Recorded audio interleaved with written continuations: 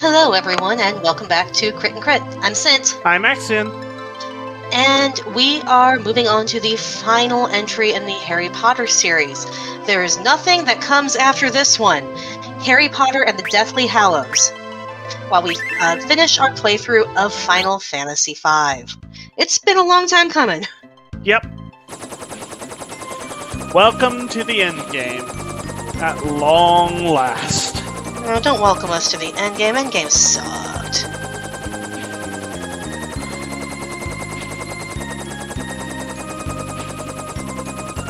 I stand by it. I'm not saying anything. So, first things first, we are on a new book. Well, same series, new book. That means we gotta go over the plot. Do you want to start? Sure, I'll go ahead and start.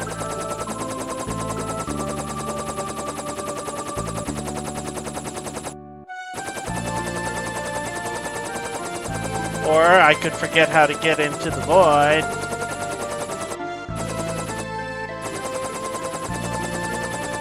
Maybe I need to go to a different... Oh yeah, I need to go to the one where Lenna's castle is, not this one. Apparently it's picky, which hole in the world you enter.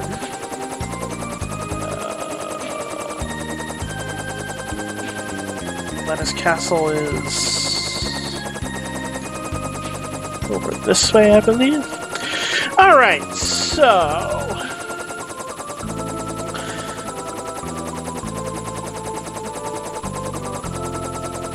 Harry Potter and the Deathly Hallows begins once again with Harry Potter. He is, once again, stuck back with the Dursley family.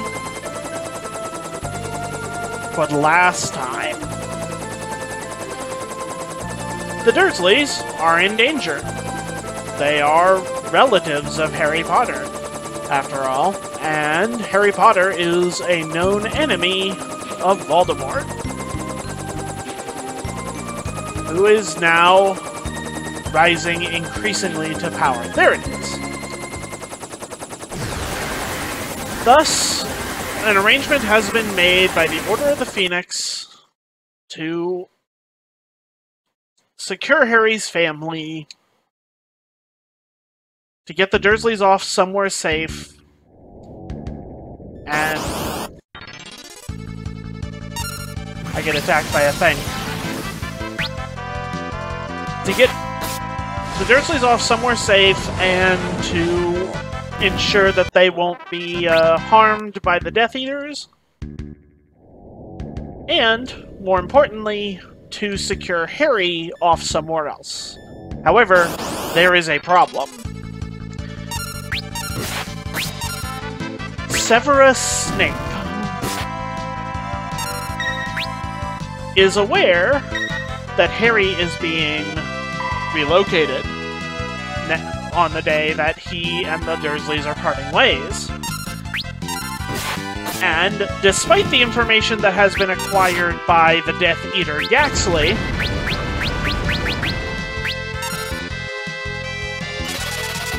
Snape assures Voldemort that Harry will be moved sooner than expected.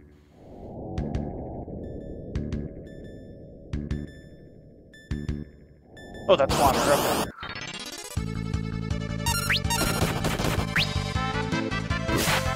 Thus, the Death Eaters are actually aware of the hero's plans. Always fun. So, when a little mentioned witch and wizard show up to escort the Dursleys to safety, and Harry gets a rather kinder than average farewell from Dudley.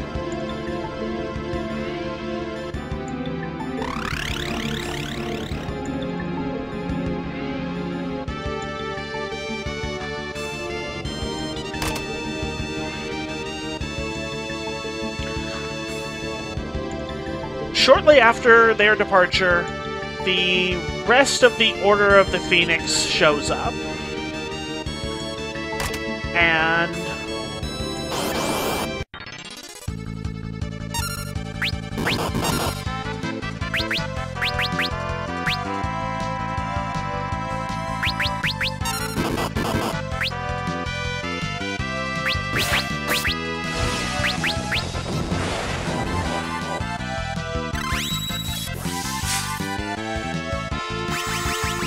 they show up in a set of annoying. They show up in force because the plan is decoys. So there's 6 people take Polyjuice Potion to look exactly like Harry, and they all set off to different safe houses. Yes, thank you. Yes. However, Harry blows it by not trying to stun Stan Shunpike, who is Imperious. Everyone knows, oh, Harry Potter likes to use Expelliarmus, must be him. So he's attacked, and in the process, Hagrid's motorbike turns over, and Hedwig takes a spell and dies. Yep. First one of the book. Well, no, second death of the book. There's all because in the prologue, the Muggle Studies professor is executed by Voldemort. Ah, yes, I forgot to mention her. She'll come up later when we get into more detailed stuff. But yeah, everybody finally gets back to the burrow. They realize Moody is dead because Mundungus Fletcher panicked and ditched him. George got maimed by Snape in the process, and it's basically a miracle they all got out, mostly alive. Yeah. So, Harry, Ron, and Hermione have already planned to drop out of Hogwarts and go looking for Horcruxes, but they keep telling everybody that they can't share the details of what they're working on because Dumbledore's orders. Mrs. Weasley is most put out about this, as is everybody else, but she's the one who keeps trying to separate them while the preparations for Bill and Claire's wedding go through. But they're interrupted because Rufus Scrimgeour comes by to release part of Dumbledore's will. He left something each to Harry, Ron, and Hermione. A snitch from Quidditch, his Deluminator, and a book of children's stories, Beetle the Bard.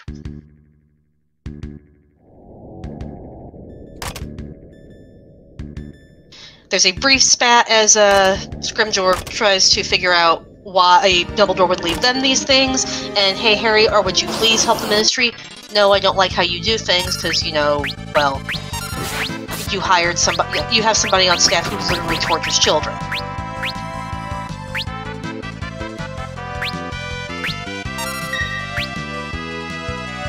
So, shortly after that, the wedding goes through, it's very happy, and then it gets interrupted with an announcement that Scrimgeour is dead, Voldemort has taken over the Ministry, and everybody runs. Which means Harry, Ron, and Hermione start their search a little earlier than anticipated. And it goes about as well as you'd expect.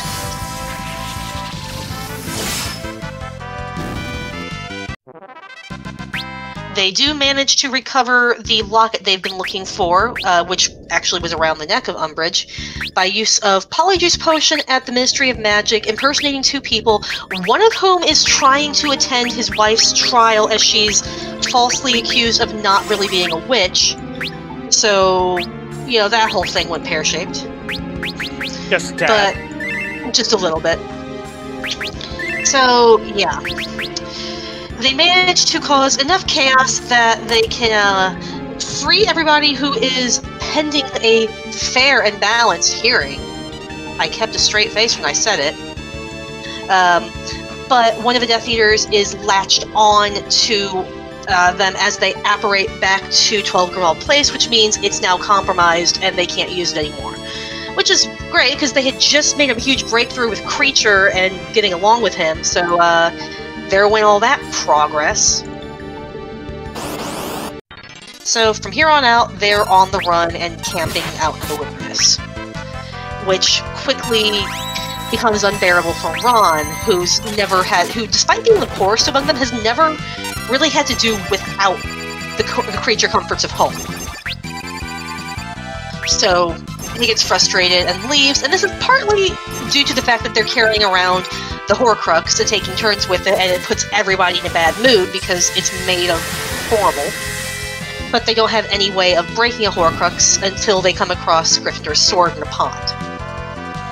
Specifically, Harry is led to it by a Patronus of a doe that shows up pretty much out of nowhere to lead him to the site of a small pond where crud. Yep. I did not realize my entire party were mostly level 5. But yeah, Harry jumps in after it and nearly drowns because the Horcrux around his neck is like, no, don't get me near that thing because it could destroy me. And Ron reappears just in time to pull him back out. Yells at him for being an idiot. They do destroy the Horcrux, meet back up with Hermione. I believe she smacks Ron for running off like that.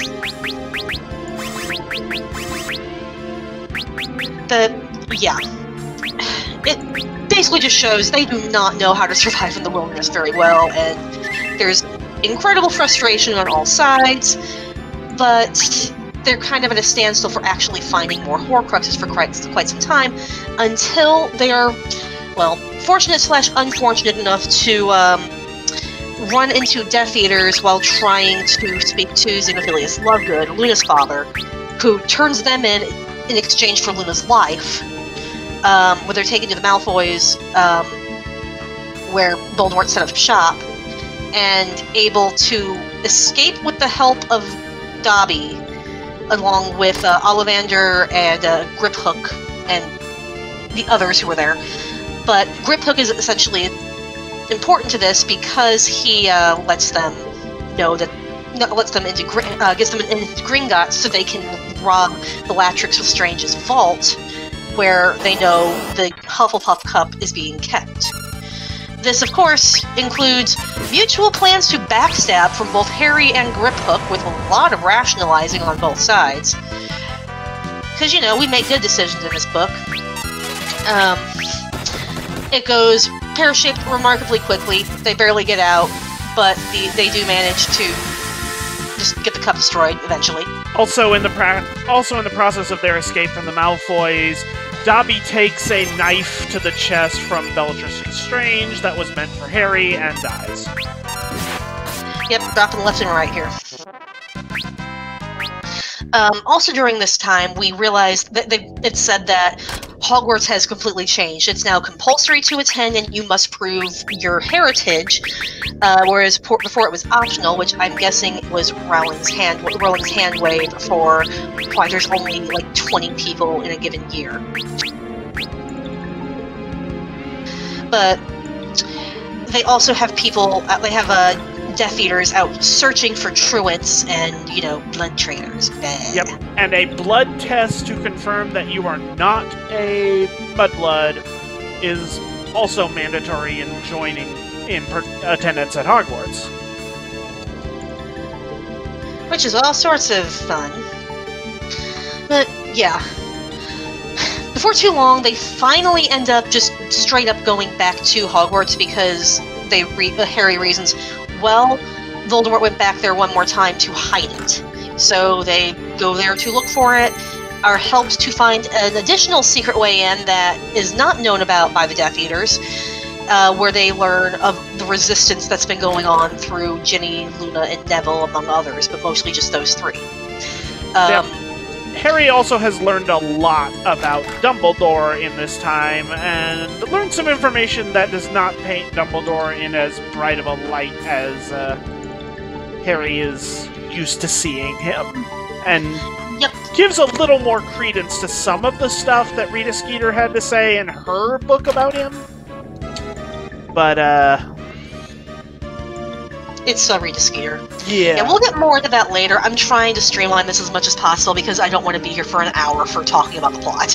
Yeah, that's fair. So, they stun the new quote. I believe one of the Caros. I don't remember if she was the Potion of Defense against Dark Arts teacher. One of them who was lying in wait for them in Ravenclaw Tower. McGonagall arrives. They explain that they're looking for something on Dumbledore's orders. So a battle is pitched to buy them time to stall, so they can find it. This is not without casualties. They do find the Horcrux, which happens to be the lost diadem of Rowena Ravenclaw. In the Room of Requirement, where they are met by Malfoy, Crabbe, and Goyle, Crabbe starts slinging fiend fire around, which he doesn't know how to put out. It turns out it quickly destroys the Horcrux and kills him. So there's much to be read into that there. Then things just tend to go pear-shaped from there. We're going to say this a lot because they do. The Order of the Phoenix has shown up to help. It's just a pitched war all throughout the school.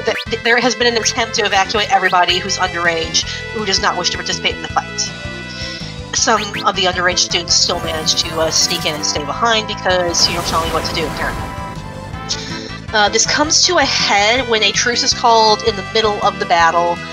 Well, truce, ceasefire, to collect your dead and give Harry Potter 1 hour to come to me. If he comes to me, I will spare you. I don't believe it for a minute, but, you know, Harry goes through with it because he's finally come to the realization of what he needs to do, courtesy of some memories from Snape. He is himself a Horcrux made accidentally, and he needs to let himself be killed by Voldemort to get rid of that last shred of Voldemort's life. Yep, and we specifically learn this because Voldemort decides to kill Snape because he believes Snape has full control of the Elder Wand that he stole from Dumbledore's grave, and he believes that since Dumbledore was actually slain by Snape, that Snape is actually the one that has control of the wand, and therefore he kills Snape to get control of it.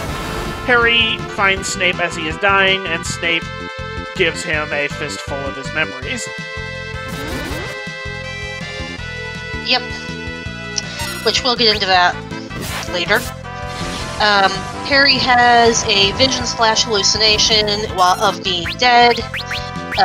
Speaks to Dumbledore, maybe, maybe not. It's hard to say.